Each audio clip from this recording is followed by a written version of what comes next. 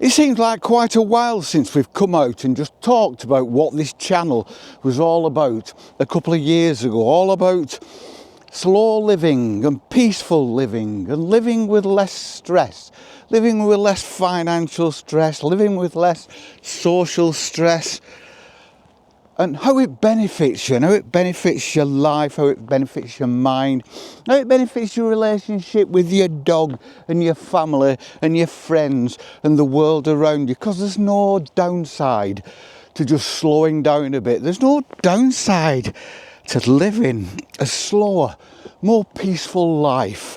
I'm out in the countryside now. It's a beautiful morning. Shortly we'll be walking into the sun.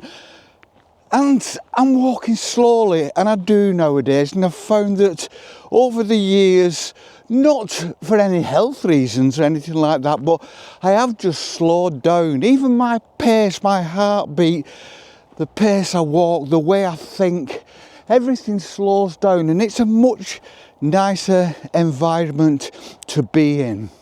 When you slow down, it affects your mind. There's less clutter in your mind when you free yourself from all the tranklements and rubbish that we build up around us in our lives, all the shiny stuff that I've spoke about, all the pretty things, and the bigger car than next door, and the bigger holidays than next door, all the things we do and we accept, and that's absolutely fine, as long as you know, as long as it's what you want, as long as you're not doing those things, buying those things, thinking those things, talking those things, just because it's expected of you and somebody else has told you to do it. When you get rid of rubbish in your life and in your mind, it leaves a much better environment for you. It leaves a much better environment for your ego, for your mind, for your psyche, for your id. And who wants a cluttered environment for your id?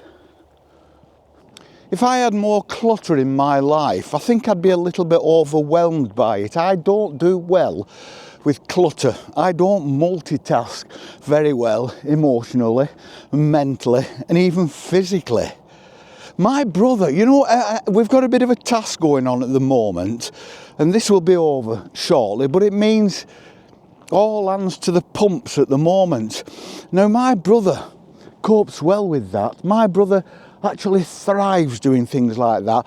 The jobs that we sorted out between ourselves, I now find that he's phoning me up to tell me he's done them, which makes me feel like I'm not contributing as I should.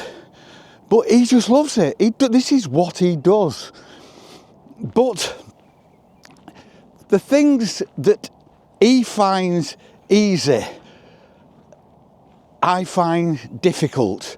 I get overwhelmed by some things where he will get overwhelmed by other things. We're all different. His mind is cluttered. His environment is cluttered. Not in a bad way. It just goes on lots and lots of holidays, buys lots and lots of things, has lots and lots of money, and concentrates on that, spends a lot of his time concentrating on the financial side of his life, which is all well and good because it keeps him sane and it's what he wants to do, but it doesn't work for me. I couldn't do that. I would find that overwhelming. I would find every downside of that, every little financial mistake that you made, albeit a tiny one, I would find those overwhelming and distressing and kind of, oh my God, in. Whereas he just sails through those things. We are all different. We have to find our level, don't we? We have to find our level of slow. But whatever level of slow it is probably slower than the level of slow that you're living at the moment. We can all afford to shed a few financial worries, a few emotional worries. There's always room to just slow down. There's always room to slow your mind, to slow your body, to slow your relationships, just to slow down that little bit so that we don't feel that we're running headlong through life at 90 miles an hour and that every mistake, every little error of judgment is going to send us crashing into a wall. We don't need to find... So I've sorted out my life now. I need very little. So I have got very little in my life financially. Materially, I've got very little. And I've said this before. So that and I've got very little income as well. So that if everything stops, if my income disappears, my life will go like that. Boom. And I will be able to pick myself up because there's nothing to pick myself, there's nothing much to aspire to, there's nothing much that I have to do. If my house burned down and all my goods were gone, it wouldn't take me long to get all those goods back because there aren't that many of them. And none of them would cause me massive distress if I lost them. So I would go, boom. If you've got massive debt, and that debt isn't insured in some way, if you've got lots of possessions and anything happens and you lose it all, which is so easy in this fragile society where people are losing the jobs day after day. I read in the paper or on the news, on YouTube now, I'll see all these businesses at the moment in the UK, one after the other. Every time I look up, someone else has gone into receivership, and all those families. And if you're there and you haven't sorted things out, you will go bang. You lose everything, you will go bang. Whereas if you're me, you just go, boom, oh dear, and pick yourself up. And that isn't just since I've been retired, that is how I've always been. I've always lived like that. And I think that is fundamentally me. Anyway, I never really aspired to anything. I suppose I was lazy in that respect. I never wanted much, so I never got much. So it's never been there. I've never had to cut back because I was cut back anyway. But just thinking about that, just when you're bored, a lot of people, when they're bored, they'll reach for the phone and go on Amazon and look for something to buy, even though they weren't thinking about buying anything anyway. They will sit and browse and press that button and buy something that they didn't really want because they can afford it, or it's going on the credit card, and that's all right because you don't see your credit card and the payment goes out every month and you don't really notice it because you've budgeted for that anyway, until you're not budgeting for it anymore and that payment still needs going out. Just thinking about little things, thinking about less on that side of life and more on this side of life, of just appreciating what's shown. I mean, today is the most fabulous day. It's been raining, and I keep saying I don't know when it's going to stop raining in the UK, and it stopped today. It's absolutely gorgeous. There's not a cloud in the sky, there's not a breath of wind, the ground is frozen solid, the car was frozen solid this morning. The sun, even though the ground's frozen, the sun over to my left, coming up in the east over the hills behind me, I can already feel the warmth, and it's early in the morning. It's only about 8:30 in the morning. People are starting coming out. It's going to get incredibly busy today because it is just such an incredibly beautiful day. And this is what I concentrate on to get my kicks. This is what I concentrate on to get my peace. I don't get my peace through an Amazon app or spending money, but that's just me. I'm not knocking anybody who does that, but that's just me. And I find it a great position to be in because it means that I will still be able to get my hit if financially things happen, if I get a bit strapped, if I can't do this and I can't do that and I have to live on bread and water and I can't put petrol in the car. I can still walk out here with my little dog on a day like today and get the biggest buzz in the world, get the biggest thrill. There's no thrill better than this, looking round at this. And it's still, and I can feel the warmth of the sun and the beauty of the countryside. And as I look across the grass, the fields around me, and look into the sun, they're frozen and white and beautiful, and the shadows, because the sun's low, it's like every shadow of every little tussock of grass throws a long shadow towards the west.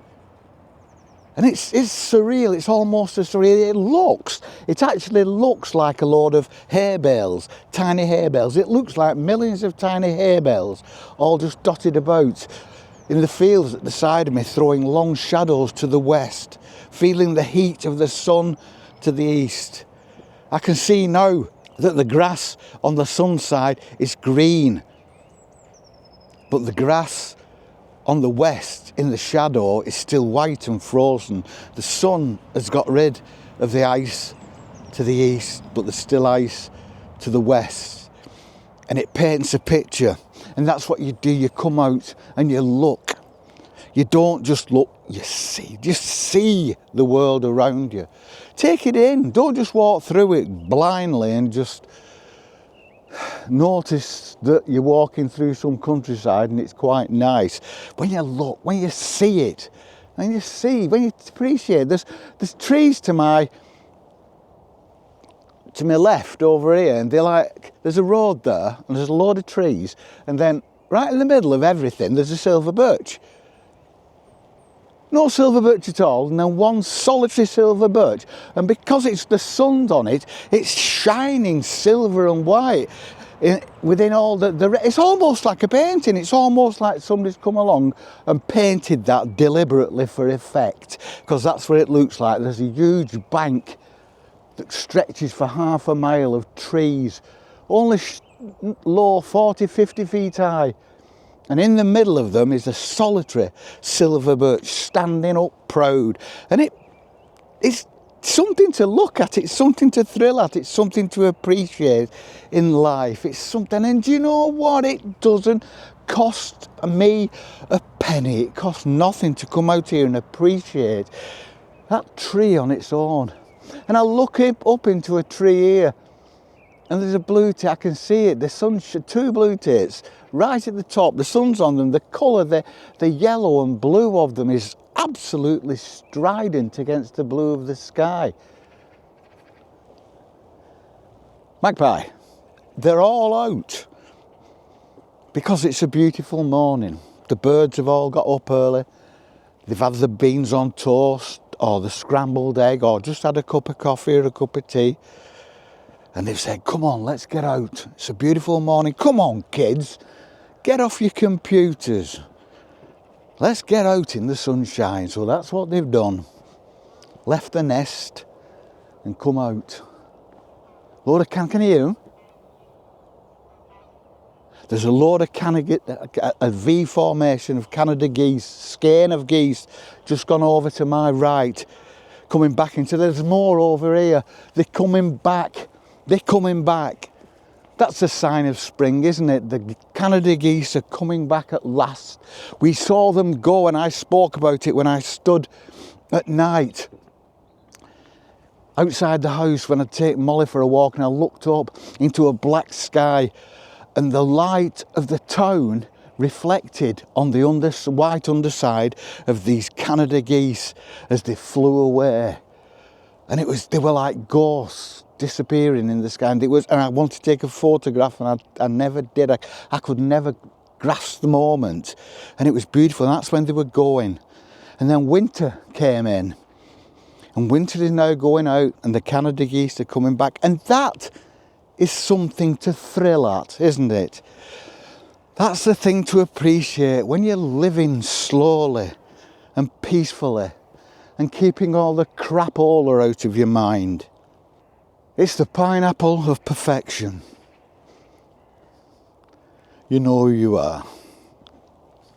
I also think another advantage of living a slower less cluttered, more peaceful life, is decision making is actually easier because there's less clutter. You won't think it's easier because you are living in the world that you are making decisions in.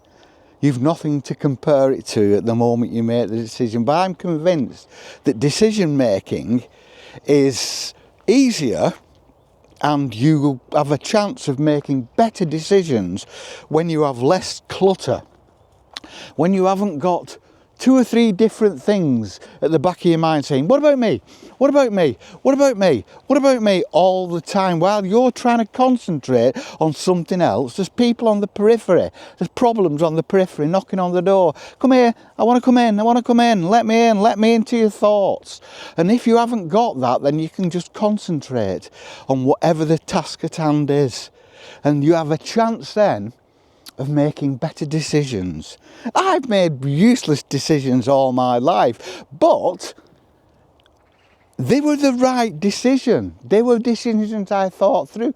I just wasn't very good at thinking things through, but I did. I concentrated my mind because I had nothing else. I came out with a decision. At the end of the day, I think that I never made a bad decision in my life because all my decisions, even my relationship decisions that were actually quite disastrous, were the right decisions because they've led me here. They've led me to the place where I am, where I can be here. If I hadn't made all those decisions, I wouldn't have Molly. Molly would never have come into my life, would she? All those decisions I made have led me to a place, have led me to a lifestyle and a life that I'm completely happy with. Absolutely thrilled just to live this life. And I think I was always destined to live this kind of life because I did from a very young age when I dropped out and went working in the forestry at 17. I was always destined, but I actually worked towards it as well. You don't just go through. You don't just suddenly wake up one morning and appreciate the world around you and think, oh yeah, you know, I love this field, I love that sky, things like that. You sort them in. It's a learning process. It's a learning curve where you appreciate things and your mind changes and it takes things in with like osmosis in a different way than it did. And you find yourself over time just naturally appreciating different things, appreciating simpler things. Then you reach a point where you don't know when you started appreciating it, how you started appreciating it. It just always seems to have been there, doesn't it? You've always appreciated, you've always lived this lifestyle, when in fact you probably haven't. It's never too late to just downsize a little bit in life, to appreciate the world around you and not be and ignore the people who are trying to tell you what to think, what to say, what to do, what to appreciate. They actually tell you what artwork you should like. You should like this because this. What music you should like. You should like this music I like because I like it. Ergo, you should like it. When nothing. It's all up to you. Yeah, better lifestyle decisions. I believe that you do when you declutter your mind and declutter your life and declutter everything, declutter your environment, declutter your opinions, declutter what you read, declutter what you listen to. Everything that is left is more pertinent. And I think, yes, you do make better lifestyle decisions if you can just slow everything down a little bit. Slow your life down, slow your mind down. Slow the way you walk through the countryside down. Slow the way your eyes drift across the countryside, taking everything in. Seeing rather than looking. And I don't compare myself with other people. I've nothing to compare it to and it doesn't matter. I don't give a toss what anybody else does, thinks or has. That's up to them. And I think we do in life. We're encouraged to compare ourselves, because if we compare ourselves, then we aspire to different things, right? Naturally. And this is what they want. They want you to aspire because they want you to go out and buy a new car. They want you to aspire because they want you to book a better holiday, have a more expensive wedding than the people around you, because it's an aspirational lifestyle, isn't it? Life is aspirational, and those who step out of that, I think, initially probably feel that they're losing something. They're losing out because they're not comparing themselves to other people. And those other people still look as though they've got everything that you want. They have the flashy things, and they have the flashy car and the flashy holidays and the big house and this, that and the other, which is fine. I am not knocking that, because people will come in the comments and say, yeah, but, fine, if that's what you want. But if you feel that having a little less, thinking a little easier, moving a little slower, having less cluttered emotions, if you think that that may help you to have a more peaceful life, then that's what I'm talking about. Don't compare yourself. I don't compare myself with anybody else. I'm only thinking about me. There's nothing I want. But initially, when you do that, you probably do feel as though you're missing out, because you're still being bombarded in your mind, a mind that's been receptive to being told this is what you want, this is what you need. You do need this, and you do want that. People on the media, people trying to sell you things, telling you you want this, so you think, I want this, but you don't really want it at all, do you? You only want it because somebody's told you want it. And if you fill your time with other things, if you fill your time with hobbies and going out, spending more time with the family rather than by the side of the family with your own little interest, sitting in a line on the couch with your laptops and your phones, all staring forward rather than at each other. And eventually this, you come to not bother about that. I'm not bothered. I've got my little car, it fires up, and when it doesn't fire up, I'll probably end up buying another little cheap car that'll get me from A to B. I've not had a holiday for years because I never really bothered about it. I've never bothered about holiday. No, I like days out. I'll pack a packed lunch and go out and walk in the hills, walk on a beach somewhere, and that's what I love. And it costs me nothing. So I don't have to budget for that.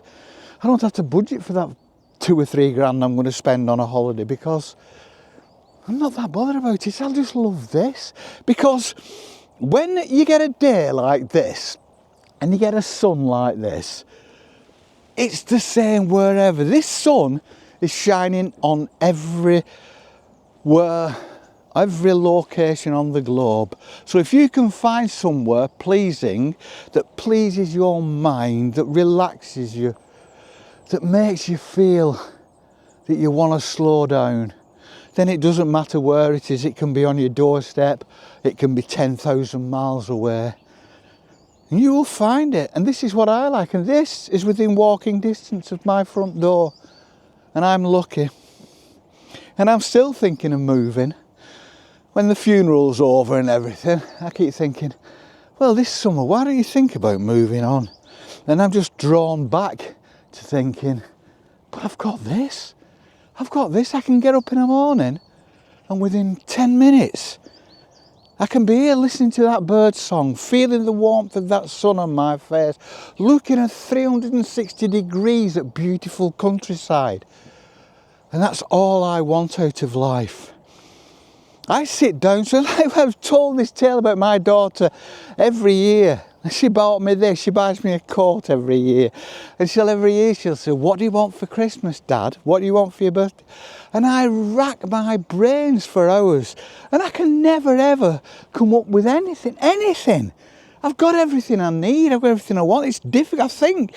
And I genuinely think, because I want to come up with something, because if I don't come up with something, it sounds like I'm kind of not bothering, I'm ignoring her and she's being generous and I'm throwing it back in her face. So I usually say, just get me a bottle of good whiskey, but she never does, she always buys me a quart. Bless her. And this is it, so I thought that's what we'd just talk about today. About this. It is fabulous. I cannot get over this. Thrills me so much. And this is what I talk about all the time. I'm so happy, I'm so lucky that I get a buzz out of this, because I've got a buzz out of different things in the past. I was always like a motorbike racer, and I kind of did a lot of mountain climbing and all sorts of different things. And I got a thrill out of that. And most of the time that was out in the countryside anyway. But now I've slowed down and I'm in my old age. I'm an old man with an old dog. And I can look back and think, what a fantastic life. And look where I am now. Early morning with my little dog out in the countryside with a sun that's warm and the fields that are still frozen and hard under my feet, and it's going to be like this all day. So what are we going to do? We're just going to stay out, and if we don't stay out, we'll come back out. It's our choice, but we know that choice is going to be great and we're going to love it. It's going to be the right choice. Whatever we do today, as long as we're out here, we know, I can guarantee now, I'm going to have a fantastic day. And I hope you have a fantastic day. And we'll see you on the flip. Peace and love.